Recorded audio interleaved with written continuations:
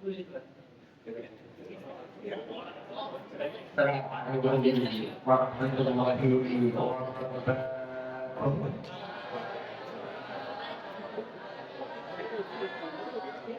Dan semua.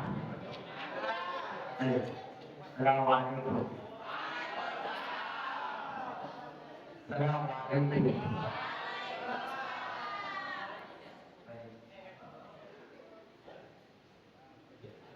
Kita sekarang akan belajar tentang kepemimpinan. Belajar tentang kepemimpinan. Baik.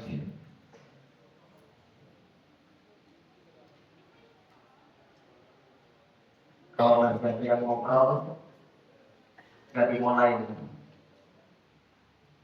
Syukran. Bismillah, alhamdulillah, wassalamu ala rasulillah Muhammad ibn Abdillah, la hawla wa la quwwata illa billah, amma ba'du. Alhamdulillah, bersyukur kita kepada Allah Subhanahu wa ta'ala. Dalam kesempatan kali ini kita diberikan berbagai macam kenikmatan. Nikmat sehat, nikmat sempat, nikmat apa lagi? Nikmat kuat sehingga kita mampu dan dimampukan oleh Allah untuk melaksanakan kewajiban kita sebagai umat Islam, yaitu ibadah puasa. Masih semangat puasanya? Ikan lele. Jangan lupa semangat lele.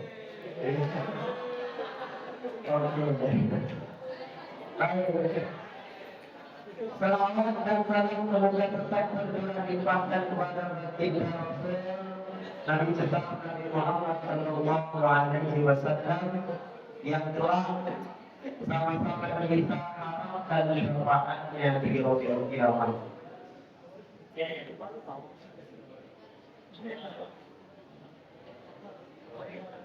Baik, kata Nabi,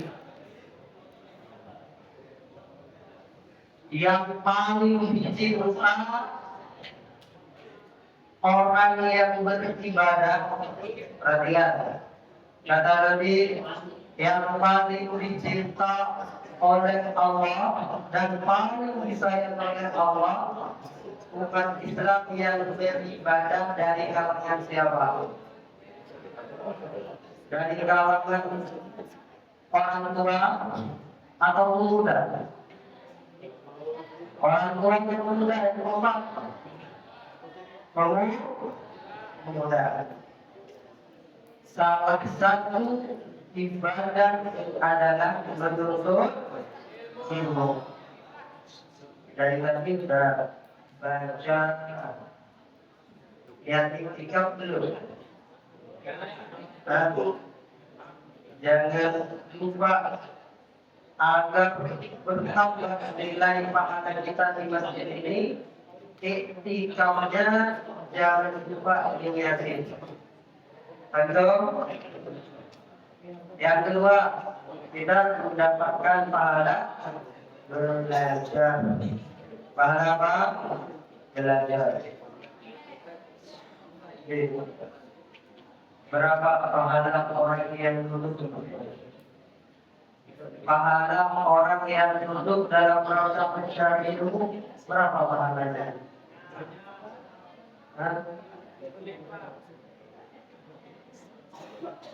Berapa? Ada yang tahu? Jumlahnya ada yang tahu berapa? Apa perumpamaan orang kata Nabi duduk di majlis itu pahalanya dapat Allah? Ayo.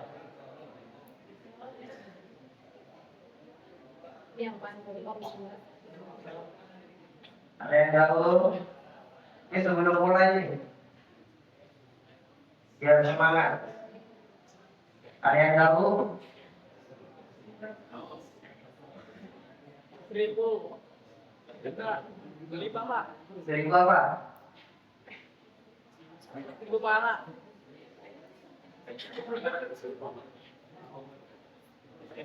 Kurang. Apa kira-kira? Nih yang kuat.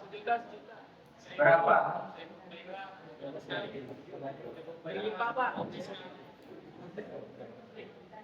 Kata Nabi, dulu suka sa'atan di majlisil ilmi la taqaftu fi qalaman wala taqfu harfan khairun laka intihi alfi raqabatin.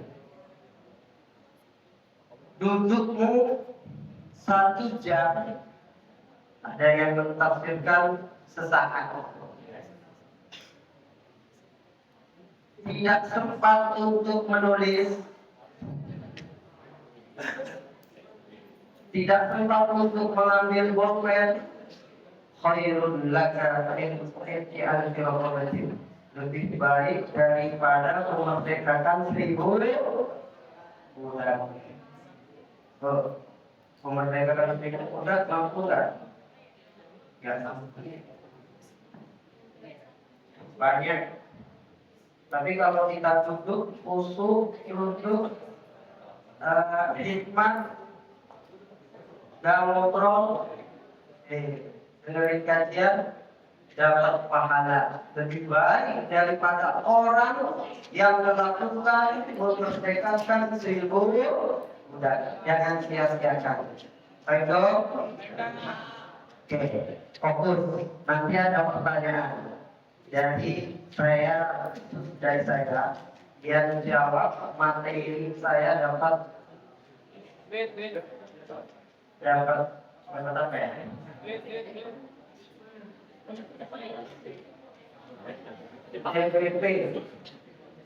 dapat apa?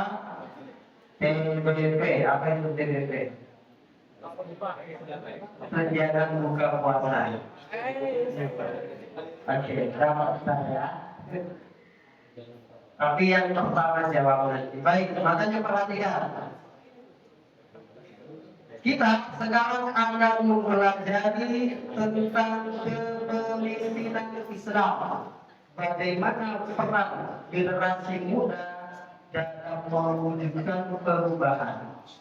Peran generasi muda dalam mewujudkan perubahan. Baik perubahan di bidang pendidikan, perubahan di bidang sosial, politik, apalagi ekonomi, dan seterusnya. Adalah pemuda jawabannya. Maka next. Ini gambaran hasil yang akan kita pelajari. Yang pertama adalah kepemimpinan dalam Islam adalah amanah yang harus dijalankan dengan tanggung jawab. Jadi kepemimpinan itu sendiri adalah amanah yang harus setiap orang dari kalangan umat Islam untuk melakukan dengan penuh tanggung jawab. Nah, perhatikan. Ini yang kita bicarakan ini nanti berlakunya di masa depan sebagai aset kita sekarang, berlakunya di masa depan, dipraktekkan dalam berbagai macam organisasi. Setidaknya paling kecil adalah kita mampu memimpin kita sendiri, memimpin diri kita sendiri. Baik, karena ini pendahuluan, maka lanjut kedua, yaitu bahwa generasi muda memiliki potensi besar dalam mewujudkan perubahan yang lebih baik. Jelas ya? Jelas ya?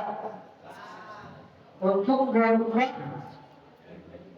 keadaan ekonomi yang lebih baik, mengandalkan orang-orang tokoh-tokoh yang sudah berjalan untuk masa depan atau pemuda sebagai generasi masa depan. Kamu pemuda. Jadi generasi muda memiliki potensi besar dalam mewujudkan perubahan.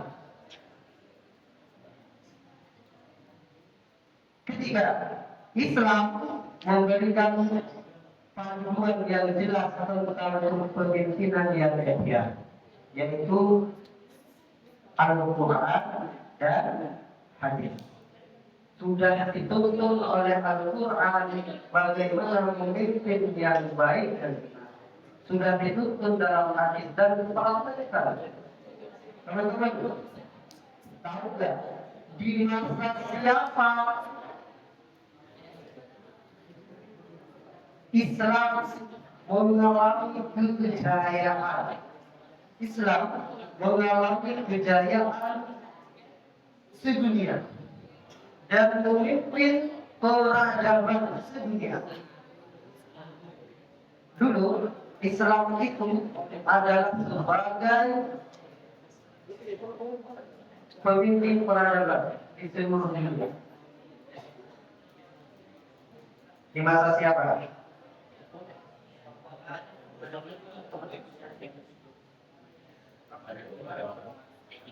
Oke, di masa siapa?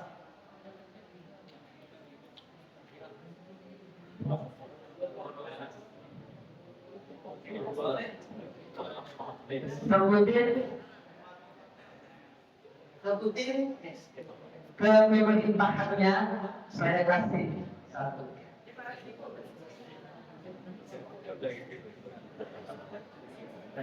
Ini tadi temanya apa juga nih? Menjaga kita kekuasaan. Oke. Di masa siapa? Dalam menjawab yang angkat tangan dan berdiri. Angkat tangan dan berdiri. Dihitung sampai 3. Tidak ada di lima kita. 1. Ayo. 2.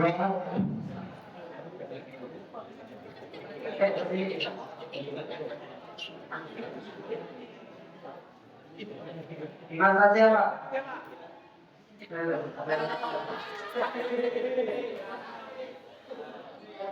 Kalau salah boleh yang lain. Di masa siapa? Islam memimpin peradaban, perkembangan peradaban seluruh dunia.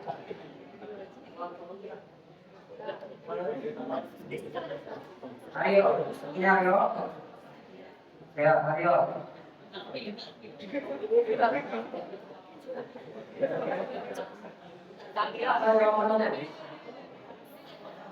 Takbiran. Abu Bakar As-Siddiq. Salah sunat. Aku. Saya. Di masa kepemimpinan Pemimpinan tahu Pak?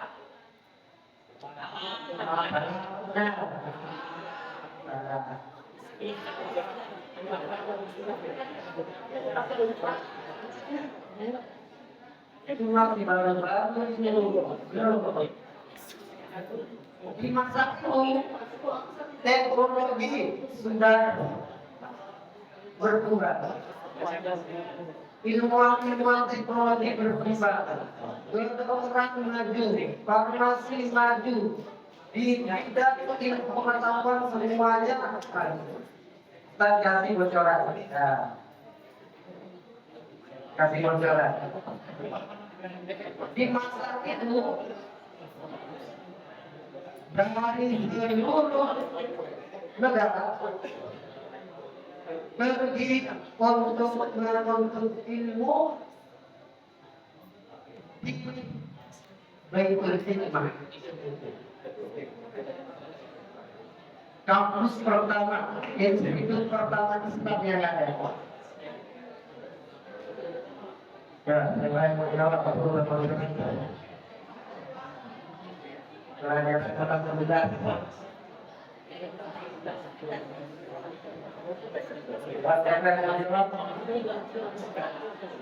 Ya dari anu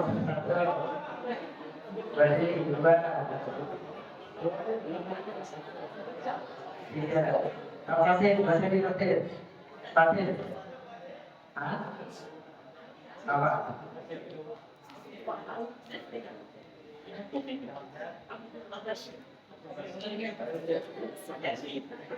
Oke. Apa dia? Benar atau salah? Benar.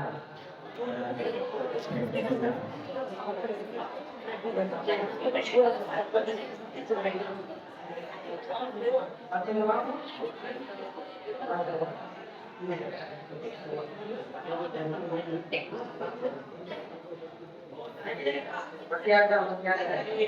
Ayo makan. Baik. Di masa Persia, Muslim tempatnya Khalifah ada Makmun. Khalifah siapa? Ada Makmun, putra dari Harun al-Rashid. Jadi di masa itu kejayaan Islam sangat berkembang dan berbagai ilmu pengetahuan, baik ilmu umum ataupun agama. Sebelum bangsa Barat, Eropa mengetahui ilmu-ilmu tentang teknologi dan lain sebagainya, kedokteran dan lain sebagainya. Baik, next. Apa yang kita akan bahas pada kesempatan kali ini? Yang pertama, saya lihat baca bahasa satu, konsep kepemimpinan dalam Islam. Dua, peran generasi muda dalam sejarah Islam. Tiga, empat,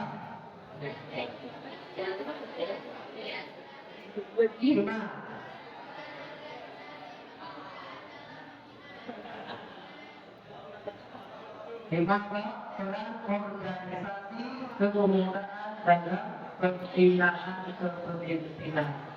Nah, pendapat ulama dan ilmuwan tentang kepemimpinan dan pemuda. Kita bahas satu itu. Tapi sebelum kita lanjut, ada satu video motivasi buat kalian. Sampai.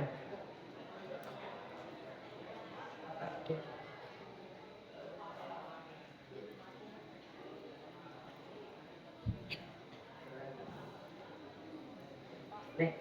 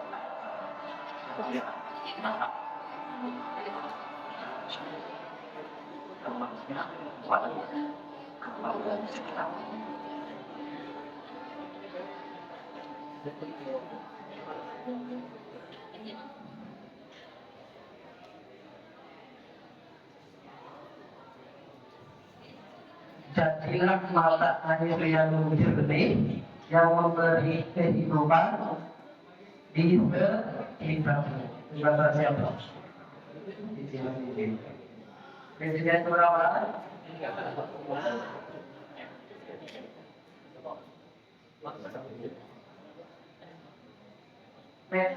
Kita bahas yang pertama, yaitu tentang konsep kepemimpinan dalam Islam. Disimak. Kepemimpinan dalam Islam itu kepemimpinannya sendiri adalah amanah. Kepemimpinan itu adalah amanah. Amanah. Bagi siapa? Bagi yang memimpin. Jadi menjadi pemimpin harus amanah terhadap apa yang dipimpin. Dulu sebelum Allah Subhanahu wa Ta'ala menciptakan amanah itu sendiri. Perhatikan,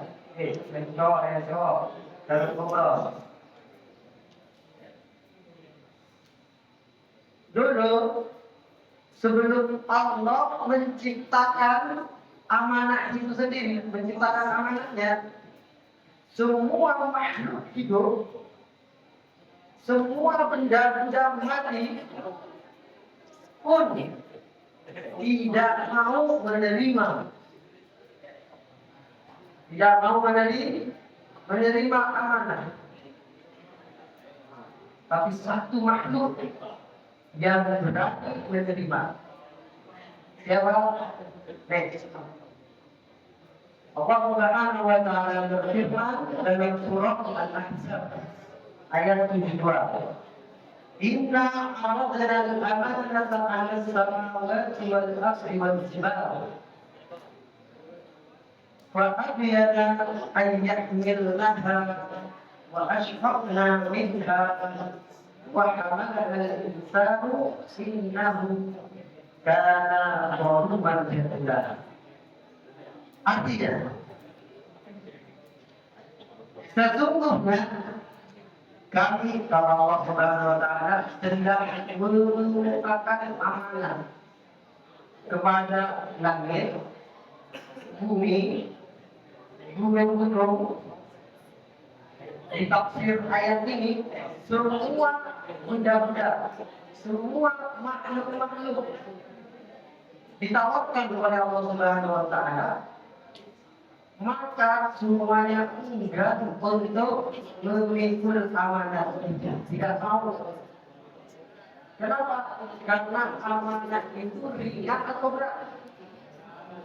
Ringan atau berat? Aksa, saya bilang ke Aksa, tapi di laptop ini saja kamu jangan lupa, jangan sampai pulang. Berarti agar menjadi orang yang amanah, menjaga dengan sepenuhnya, harus dengan tanggung jawab, tidak boleh tidak boleh dibuka, harus aman, menjaganya berat enggak? Berat enggak? Berat. Jadi amanah itu berat. Dan mereka khawatir dan mengkhianatinya. Banyak enggak orang yang mengkhianati amanah? Dan dipikul amanah itu oleh manusia. Dan yang menerima amanah dan disitakan amanah itu hanya manusia yang menerima sejak Nabi Adam diciptakan dengan di satu bagi beliau sudah tersimpan amanah untuk menjadi khalifah. Untuk menjadi apa?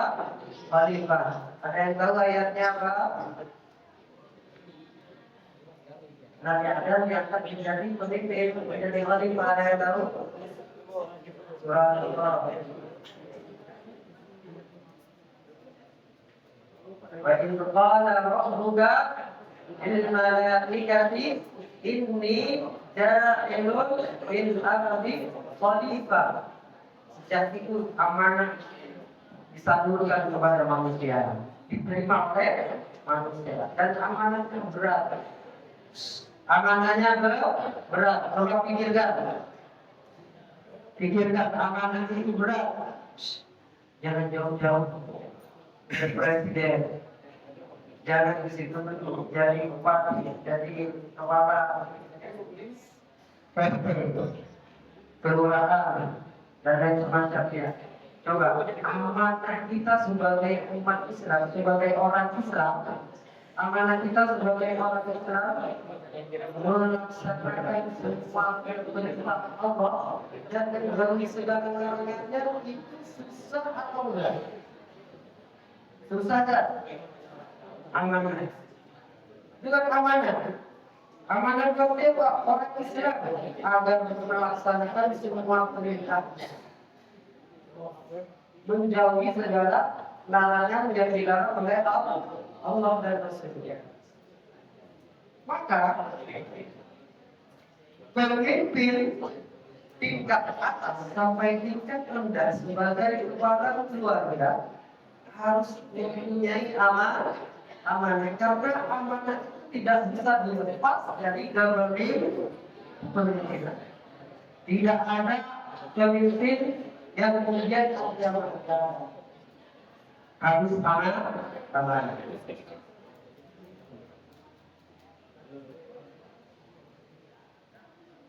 Maka di ayat lain kepemimpinan itu adalah bahasanya amanah.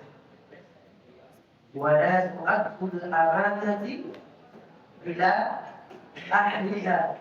Jangan kamu berikan amanah. Amanah di sini adalah kekuasaan, kepemimpinan kepada orang yang tidak, bukan artinya yang tidak mampu,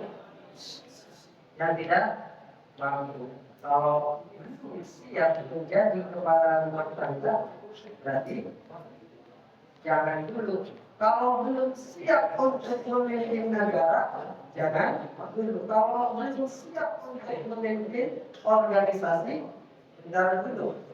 Karena harus ahli. Maka nanti di slide berikutnya kita belajar bagaimana strategi agar menjadi pemimpin yang ideal sesuai dengan syariat Islam.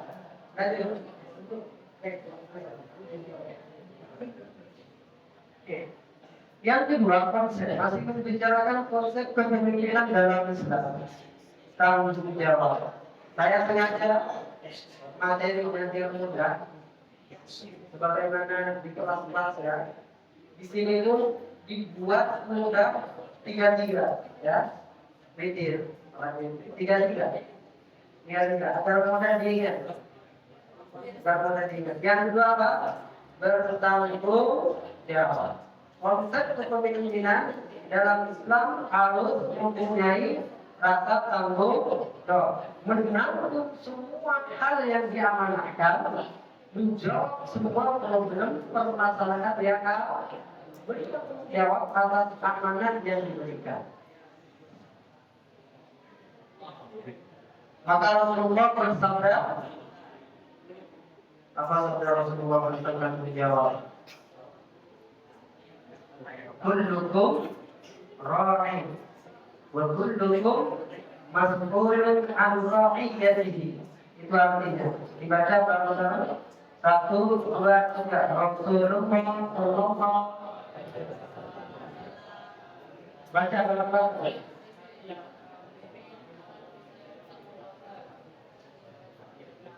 Ini hadis sahih diceritakan oleh Imam Bukhari dan Muslim. Jadi setiap kalian sebagai pemimpin atau adalah pemimpin, dan setiap pemimpin itu dengan umat itu akan diminta pertanggung jawaban. Maka Umar bin Khattab dan sahabat-sahabat kita ketahui,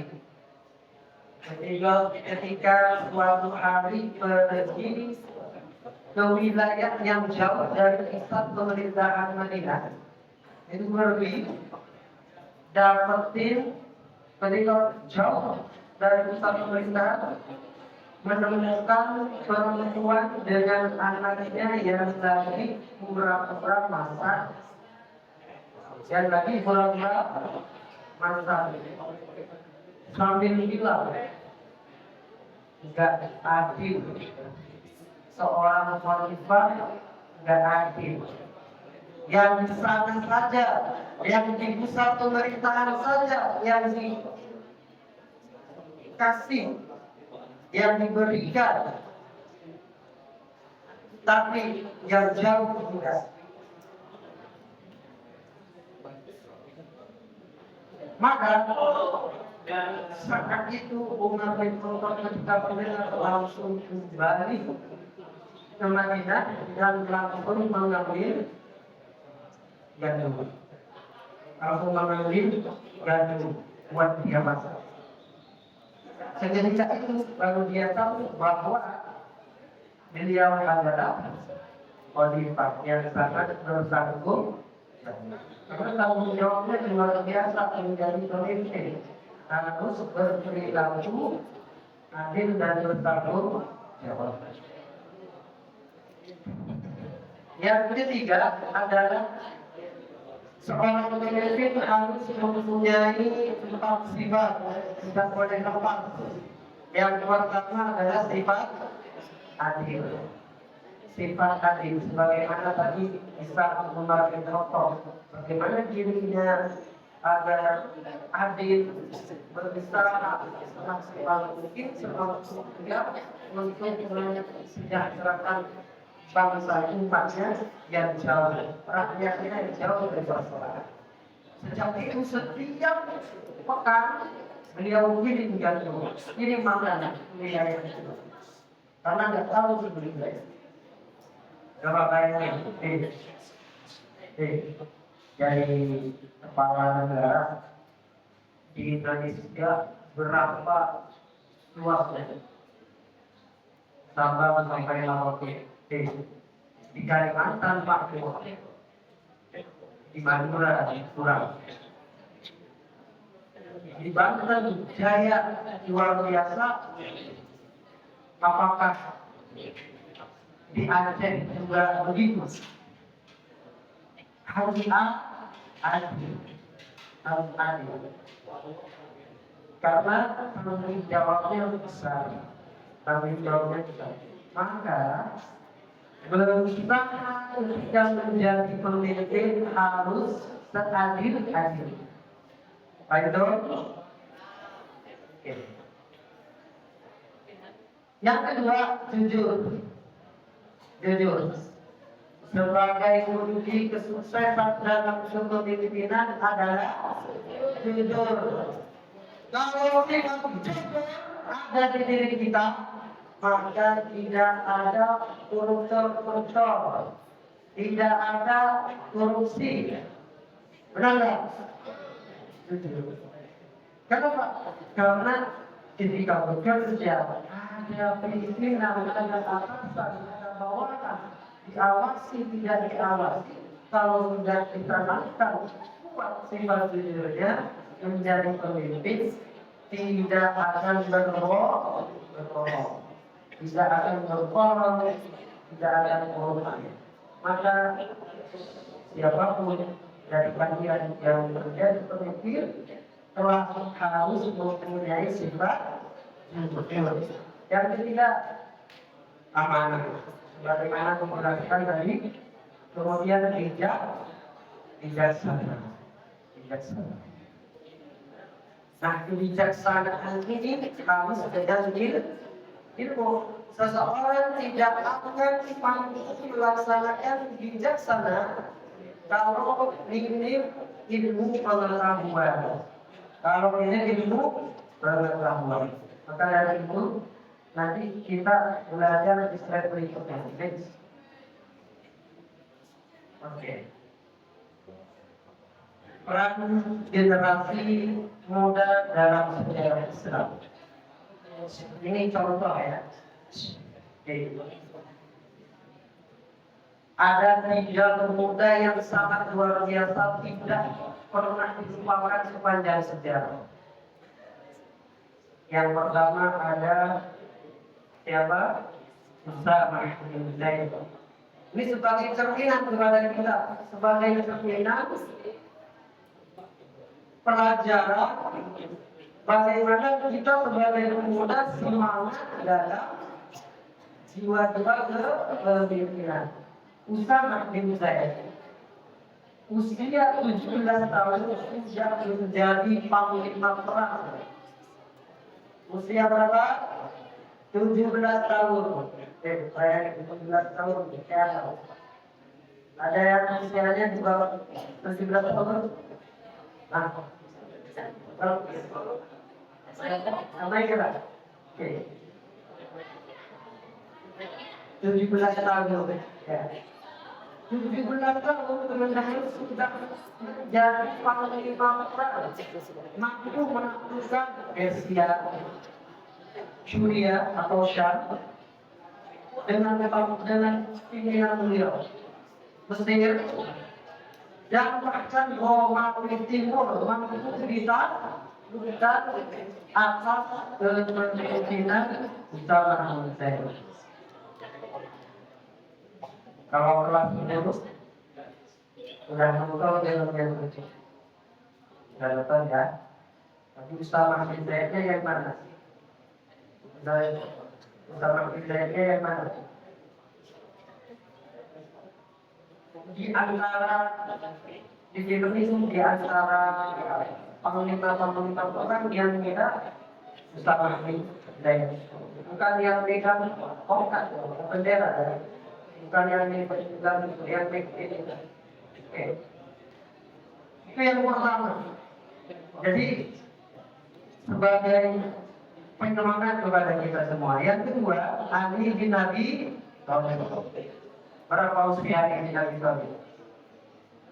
Usia Ali bin Abi Thalib masuk Islam dan ikut menyebarkan dakwah Islam. Usianya berapa tahun? Yang tahu dapat. Yang tahu dapat. Sekarang berapa? Berapa tahun?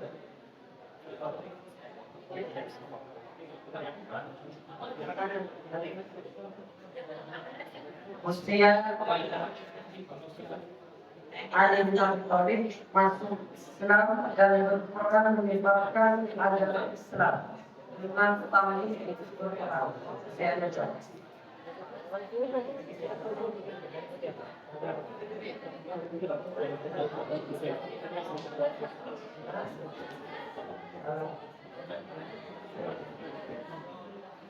Apa? Sembilan tahun. Berapa? 9 tahun. Nah, saya tidak lihat Pak. Sudah tahun. Nah, masih berapa? Nah, tahu.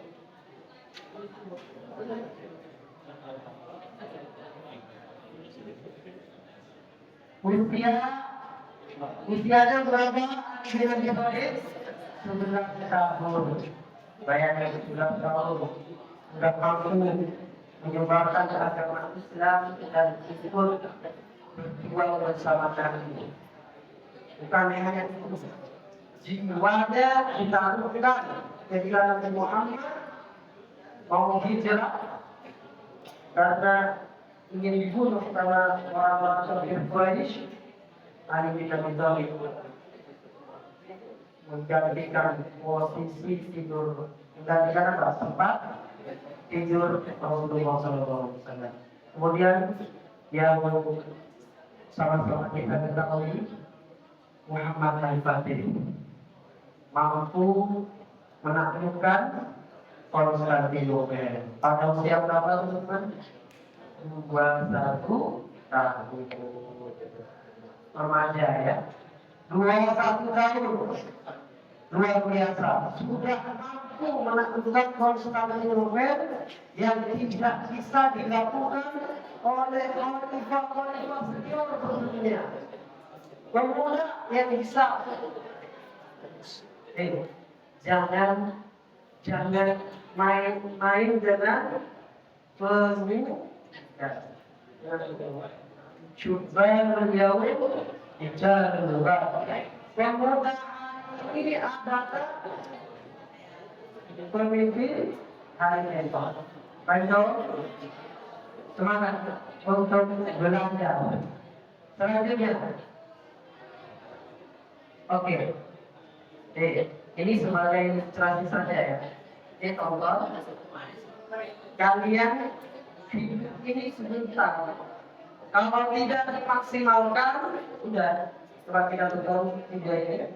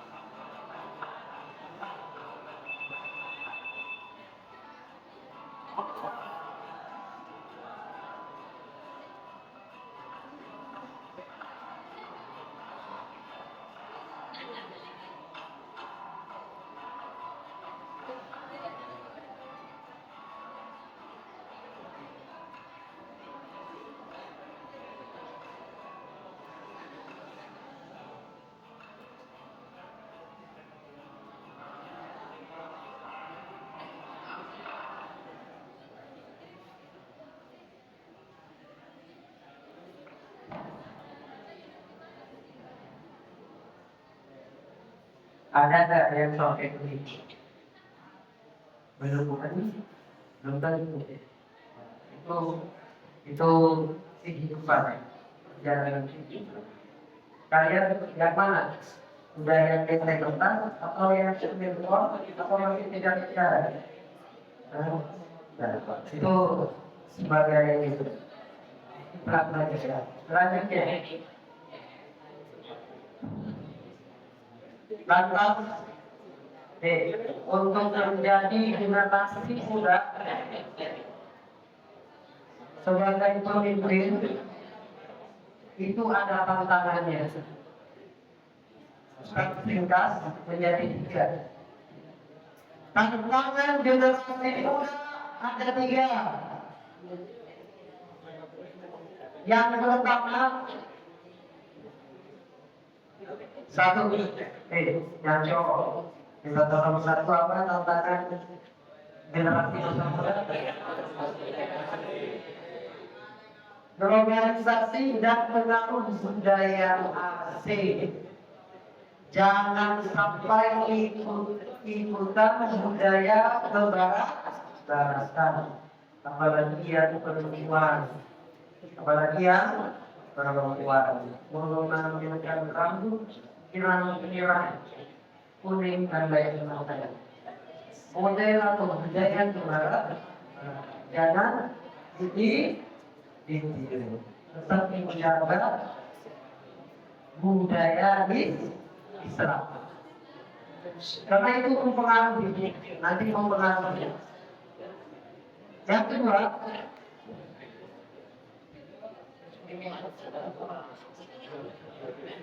dibaca korban, dibaca 2. Dan korban semuanya 2.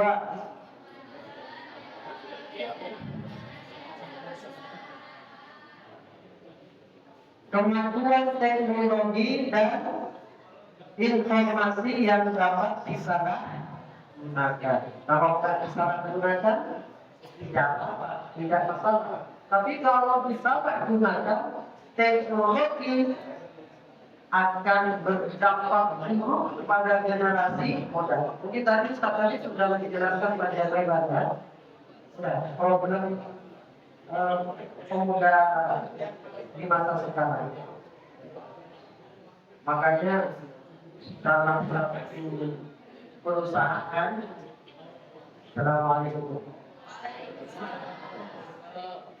sebagian perusahaan ditemukan tidak mau menerima lamaran dari gender.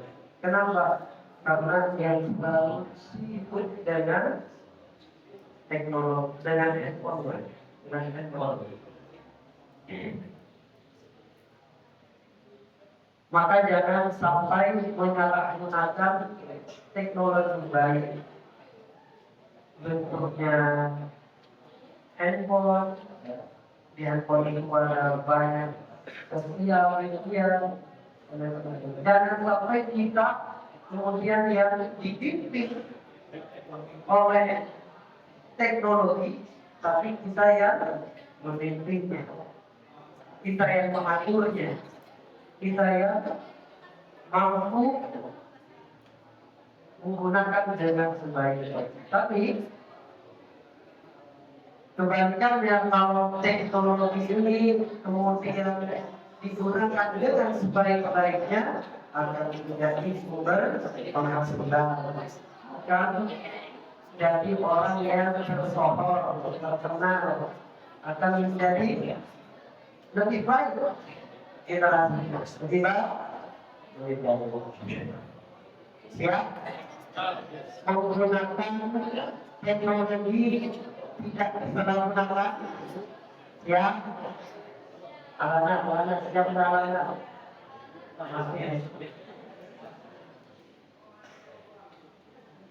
Oke, tantangan ini harus sadar walaupun tidak disadari, diakui ataupun tidak diakui, kemajuan teknologi hari ini adalah sebagai tantangan bagi generasi muda untuk generasi masa depan, kemajuan yang depan.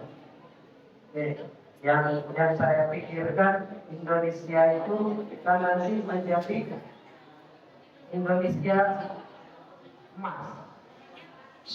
Indonesia emas ini kalian nanti memilikinya. Bagaimana kalau tidak kalau dalam segala bidang yang kalian dan sudah dipengaruhi oleh terlalu cinta dan suka, sehingga belajar berkurang. Nah, saya tidak akan mengajak mereka dalam hal ini, cukup bisa dari saya. Ya.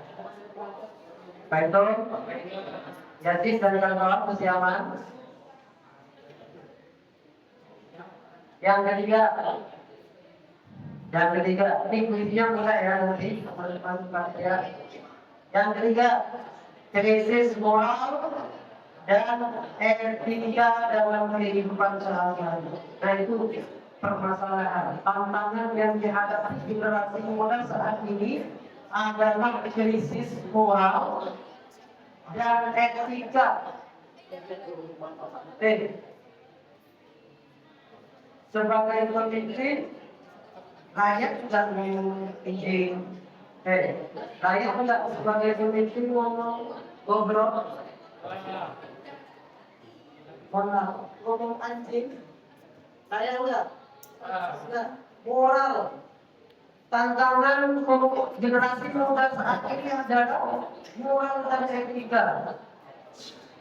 Moral dan etika. Inna jamalal fardh min al-ilmi wal adabi wa qadruhu bima ya'lu 'ala al-qawmi.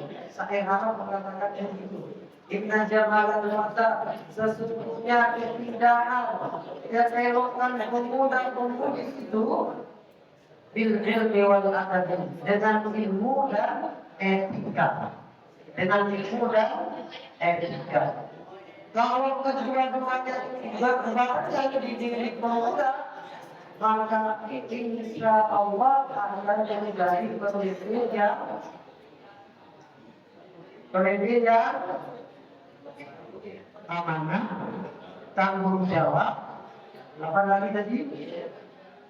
Adil, jujur, bijaksana. Next.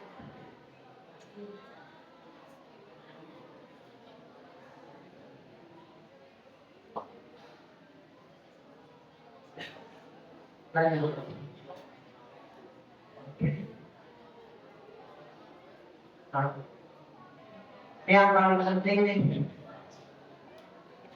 bagaimana strategi mempersiapkan generasi muda sebagai pemimpin.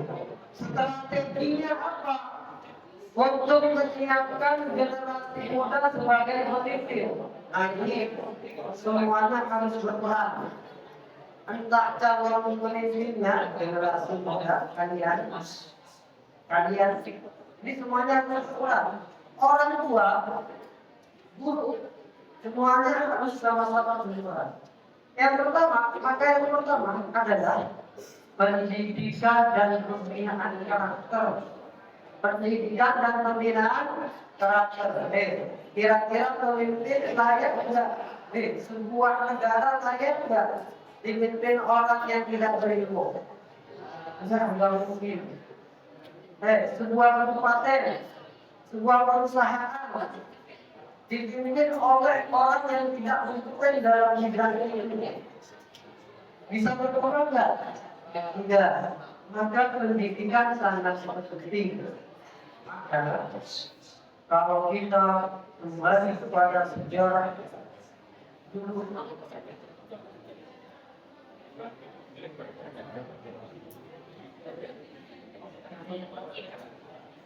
siapa di masa siapa yang mempersiapkan pemuda-pemudi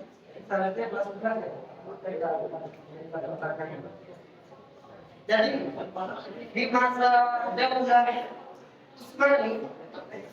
di masa Daulah Ismani para pemuda itu diutus ke negara-negara khususnya di Eropa untuk belajar apa? Teknologi, belajar berbagai dia bersifat pada pelajaran kali hubungan orang belajar. Jadi anak muda yang dituntut untuk belajar kenapa? Karena nanti yang melanjutkan mereka adalah anak muda. Maka pendidikan dan karakter adalah penting. Apa Tuhan menjadikan ayat 11? Menjadilah yarfa'illahu alladziina aamanu minkum walladziina utul ilma darajat. Diangkat oleh Allah Subhanahu wa taala derajat orang yang beriman dan orang-orang yang mempunyai ilmu pengetahuan. Tidak akan menjadi pemimpin orang yang bodoh. Tidak ada ceritanya orang bodoh kemudian menjadi pemimpin. Menjadi pemimpin rumah tangga kalau tidak ada gambar kira-kira rumah tangganya berapa yang ya, maka pendidikan jangan pendidikan karakter harus lebih baik sebagai generasi muda. Yang kedua, perkembangan keterampilan kepemimpinan. Jadi strategi kedua ini adalah bagaimana mengembangkan keterampilan dalam kepemimpinan. Dengan apa caranya? Melalui organisasi ketemu kalau di sekolah, apa? Pastinya lagi. Mereka ada eskul ada keluarga. Lain kan ada pemimpin kelas itu dibangun dari organisasi kecil. Jadi ketua kelas yang amanah dan bertanggung jawab, jujur, adil, kira-kira dan bijaksana. Kira-kira kelasnya jaya nggak? Jaya nggak? Jaya. Maka strategi yang generasi muda sebagai pemimpin di masa depan adalah sejak ini sudah dibuat organisasi yang ketiga, baca para ini apa? Serang keluarga dan masyarakat dalam membentuk pemimpin makro keluarga.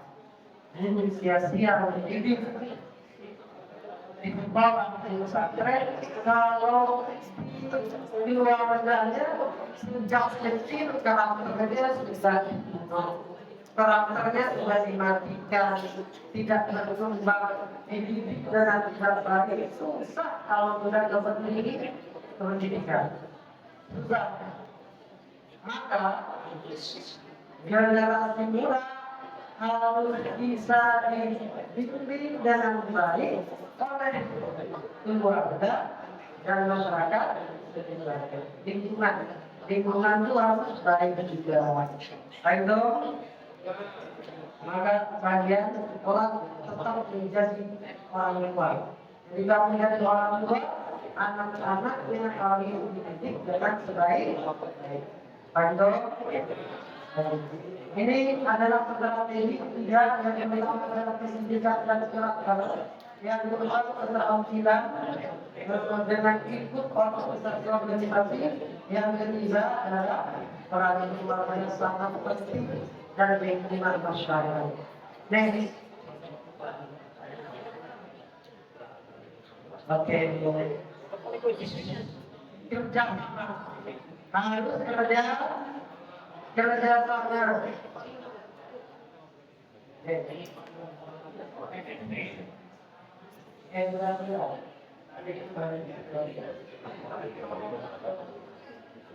Kerja sama coba lihat video ini. Kalau nggak kerja sama, sirna.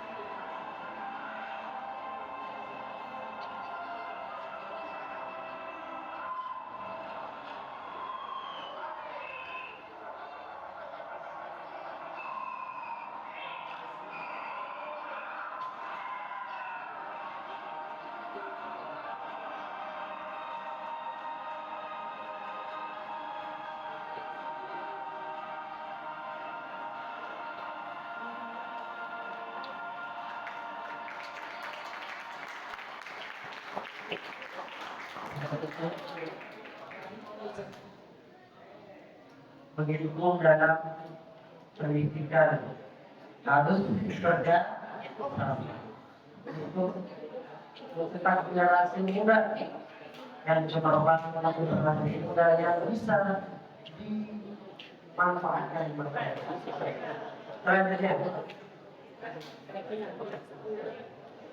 Ini penjelasan dari yang tadi ya. Peran organisasi kemudian dalam pembinaan kepemimpinan. Kalau tadi tanya ya, bahwa organisasi itu bukan sekarang dampaknya. Hasil dari organisasi nanti di kemudian hari baru terasa. Saya mondok 7 tahun. Mondok 7 tahun itu tidak mulai sejak masuk, tidak pernah lepas dari organisasi. Selalu memberikan juga. Selesai organisasi ini, tidak satunya. Saat itu capek, saat itu letih, bosan, tetapi akan terasa melupakan juga tidak selesai. Ketika sudah terjun di masyarakat, ternyata dampak dari organisasi itu adalah sangat penting untuk menjadi pemimpin. Ini contoh saja ini ya, contoh bergabung ke organisasi remaja Islam sudah berapa tingkat dengan ini sudah ada yang tahu di ada di organisasi saya. Saya di forum komunikasi malam ini banyak kita perintah di sini. Ini organisasi yang saat ini dari Manggula. Yang berikutnya gerakan mahasiswa Islam Indonesia. PNI. Ini di kampus seperti apa? Kemudian gimana mahasiswa Islam Indonesia. Nanti kalau tidak ikut di organisasi Islam yang yang memberikan keterampilan dalam belajar. Baik. Dan organisasi kepemudaan Islam Indonesia. Yang hanya saja ya. Baik. Selanjutnya.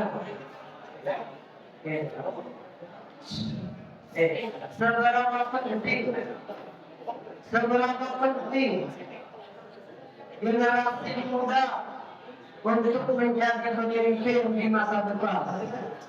Maka terdapat ulama dan ilmuwan tentang kepemimpinan pemuda adalah ini bukan dari Ustaz ya, tapi pertama dapat kita pelajari sebagai motivasi kita sebagai pemuda. Yang pertama dari Imam Al-Ghazali. Apa kata Imam Al-Ghazali dengan pemimpin yang baik adalah mereka yang memiliki ilmu dan akhlak yang luhur. Saya ulangi. Pemimpin yang baik adalah mereka yang memiliki ilmu dan akhlak yang luhur.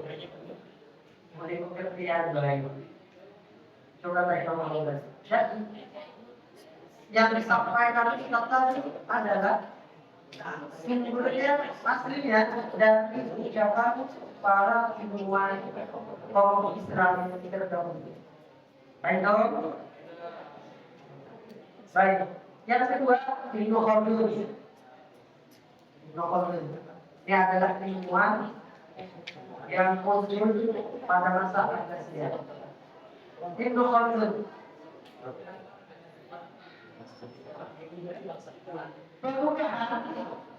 Perubahan suatu masyarakat bergantung pada kualitas pemimpinnya. Saya ulangi.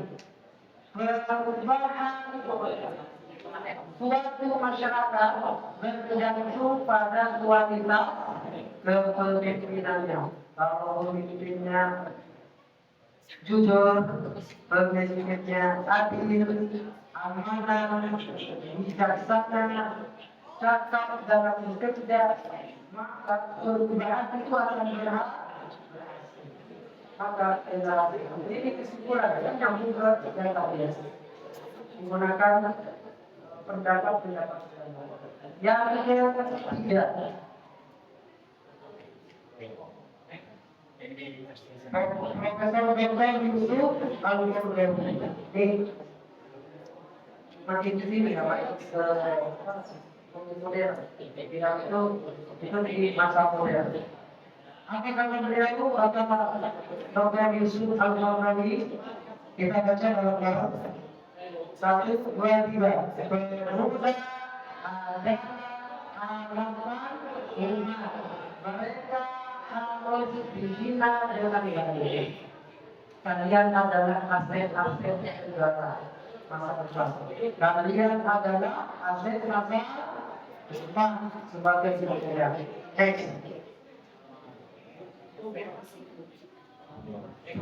Beliau bicara dulu. Beliau bicara dulu. Maria, kita tolong latihan bahasa ya. Artinya kemudahan ini adalah pemimpin masyarakat. Kalian adalah bibit-bibit masa depan, harus diolah dengan baik. Next. Baik. Perhatian. Yang dari tokoh kita, dari nasihat dari tokoh kita presiden pertama. Baca dibaca orang 1, 2, 3.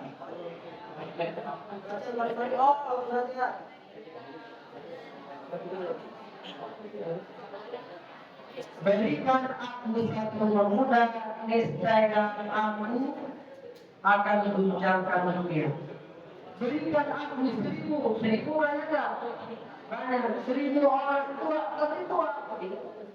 Niscaya aku cabut Semeru dari atas. Semeru. Tapi sebelum pemuda, berikan aku 10 pemuda, niscaya akan guncangkan dunia. Bukan hanya Semeru, tapi dunia akan digoncangkan oleh 10 pemuda.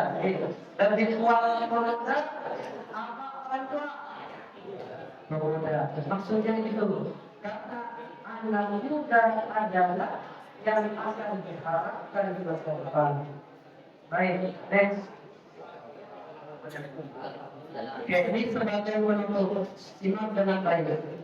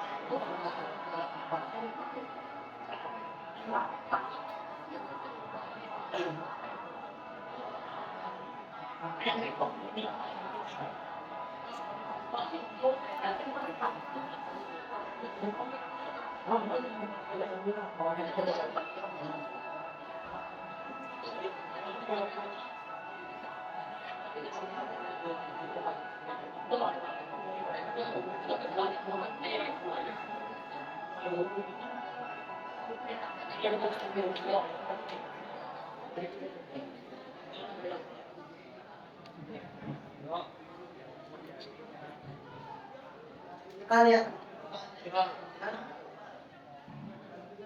keluarga.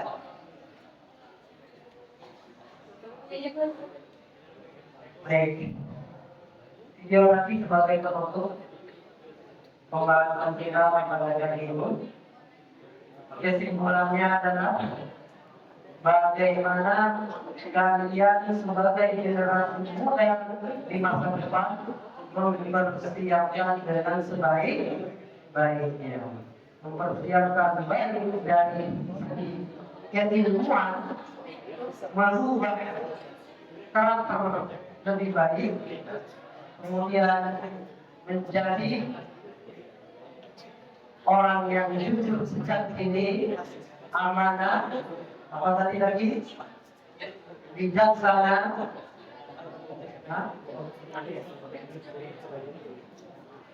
oke, apalagi jujur, adil, amanah, bisa bijaksana, dan tahu jawab.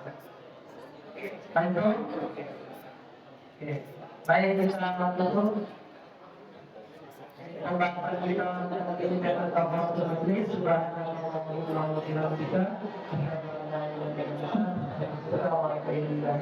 sekian dari saya, semoga bermanfaat dan menjadi undangannya untuk lebih semangat belajarnya.